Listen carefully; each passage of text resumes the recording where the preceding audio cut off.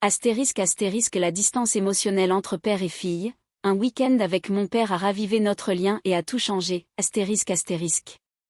Pendant des années, mon père et moi avons vécu comme des ombres l'un dans l'autre, présents mais distants, façonnés plus par le silence que par les mots. Après le décès de maman, le chagrin ne nous a pas rapprochés. Il nous a éloignés davantage. Nous sommes devenus deux personnes naviguant dans le même chagrin, isolées, ne sachant pas comment surmonter le gouffre qui nous séparait, jusqu'à ce qu'un matin de début du printemps, quelque chose ait changé. Sans vraiment savoir pourquoi, nous avons décidé de partir vers la côte, où la mer pouvait parler pour nous lorsque les mots nous manquaient. Nous avons fait nos bagages légers, un sac chacun, et l'espoir tacite que ce voyage pourrait peut-être recoller ce que le temps et la douleur avaient déchiré. Le trajet était silencieux, ponctué seulement de douces remarques sur le paysage et la lumière changeante. Mais lorsque nous avons atteint la lisière de la ville balnéaire, quelque chose a changé. Les dunes se sont ouvertes comme un vieux souvenir et l'océan, vaste et scintillant, nous a accueillis comme un vieil ami. Le vent portait le parfum du sel et des fleurs sauvages. Et pour la première fois depuis longtemps, très longtemps, j'ai senti le poids dans ma poitrine commencer à se lever. Marcher sur le sable, c'était comme pénétrer dans une partie oubliée de moi-même. Les grains étaient frais sous mes pieds. La brise marine caressait mes joues comme une vieille berceuse. Je me suis tournée vers papa, m'attendant au silence, mais j'ai vu une lueur de paix dans ses yeux, un doux sourire aux commissures des lèvres. Nous n'avions rien besoin de dire. Le simple fait de rester côte à regarder les vagues déferler suffisait à amorcer la guérison. Cet après-midi-là, nous avons marché ensemble sur le rivage, chaussures à la main, pantalons roulés jusqu'aux mollets. Nous avons laissé les vagues nous poursuivre comme quand j'étais enfant. Papa m'a montré des coquillages et des morceaux de bois flottés. Et je me suis surprise à rire, un rire vrai, en racontant des histoires que je n'avais pas entendues depuis des années. Les souvenirs sont revenus, la voix de maman résonnant dans le vent. Papa me hissait sur ses épaules pendant les feux de joie sur la plage, alors que le soleil se couchait, lavant le ciel d'un doux orange et lavande. Nous avons trouvé une bûche usée et nous nous sommes assis. La mer bourdonnait doucement, remplissant les espaces entre nos mots de quelque chose de plus profond qu'une conversation.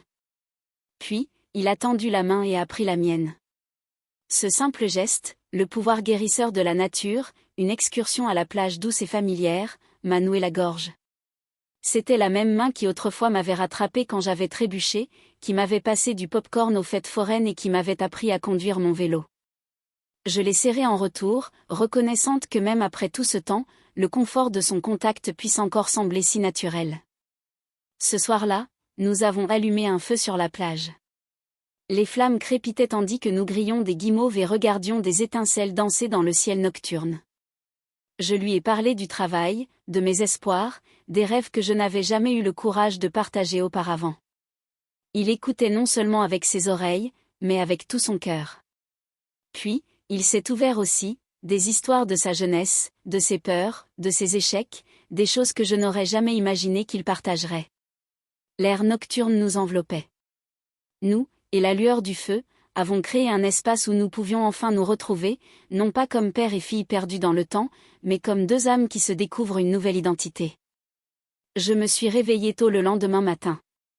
L'horizon s'est teinté de douces teintes vert émeraude et pêche. Papa était déjà réveillé, enveloppé dans une couverture, les yeux fixés sur la mer. Je l'ai rejoint et nous avons regardé le soleil se lever sans parler. C'était suffisant. Ce lever de soleil ressemblait à un vœu, une promesse tacite que cette fois-ci, nous ne nous éloignerions plus. Il me regarda, les yeux emplis d'une atmosphère entre fierté et soulagement. C'était une bonne idée, dit-il à voix basse.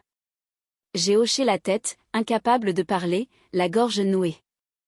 Le reste du week-end s'est déroulé dans un flou de moments de calme, nos rires s'apaisant, nos silences n'étant plus lourds. Nous avons visité le marché voisin, ses étals débordant de couleurs et de parfums. J'ai acheté un collier en verre de mer et quand je lui ai demandé ce qu'il en pensait, il a répondu, « Il est magnifique, tout comme toi. » Ce n'était pas le genre de choses qu'il disait souvent, mais à ce moment-là, j'ai vu le père dont je me souvenais, celui qui me faisait sentir comme si le soleil se levait juste pour me voir sourire. Plus tard, assis sur un banc surplombant le port, j'ai trouvé le courage de dire ce qui pesait depuis longtemps sur ma poitrine. Et tu m'as manqué, ai-je murmuré. Et tu m'as manqué. Il m'a regardé, les yeux humides, et a répondu, tu m'as manqué aussi. Je suis désolé pour le temps où je n'étais pas là comme j'aurais dû le faire. Il a tendu la main à nouveau et nous sommes restés assis dans un silence plus fort que des excuses. Lors de notre dernière nuit, nous sommes retournés à la plage. Le ciel s'est déployé en un tourbillon de rose et de violet. Et tandis que nous regardions le soleil se coucher dans la mer, papa a fait une promesse silencieuse, on recommencera plus souvent. La vie est trop courte pour attendre. J'ai appuyé ma tête contre son épaule, des larmes coulant silencieusement sur mes joues. Je te le promets. Puis quelque chose d'inattendu s'est produit. Il a sorti un petit carnet cousu à la main, usé sur les bords. À l'intérieur, soigneusement plié, il y avait une lettre. Son écriture soignée et délibérée portait des mots dont j'ignorais avoir besoin. Ma chérie, depuis le moment où tu m'as tenu la main pour la première fois, enfant, jusqu'à la femme que tu es maintenant, je t'ai regardé avec émerveillement. Ton rire, ta résilience, ton cœur ont toujours été les meilleurs moments de ma vie. Je n'ai pas toujours su comment le montrer, mais sache que je suis fière de toi, plus que les mots ne peuvent le dire. Les larmes ont brouillé la page que j'ai levée, le souffle coupé. Cela signifie tout pour moi, ai-je dit. Il n'a pas répondu tout de suite.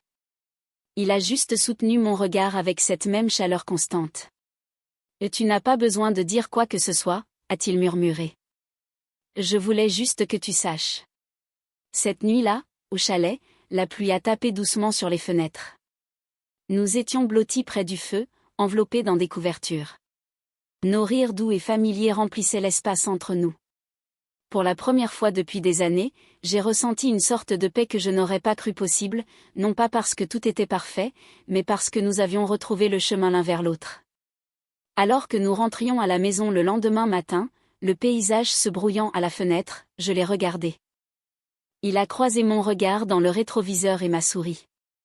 Merci, a-t-il simplement dit, pour ça. J'ai souri en retour, le cœur plein de tendresse. Merci, papa, d'être venu avec moi. Et tandis que la route s'étendait devant nous comme un ruban de lumière et de seconde chance, j'ai su que nous avions commencé quelque chose qui ne s'effacerait pas. Un nouveau chapitre, un lien plus fort, une promesse écrite non seulement à l'encre, mais aussi dans le temps, dans la mémoire et dans la joie tranquille d'être présents ensemble. M.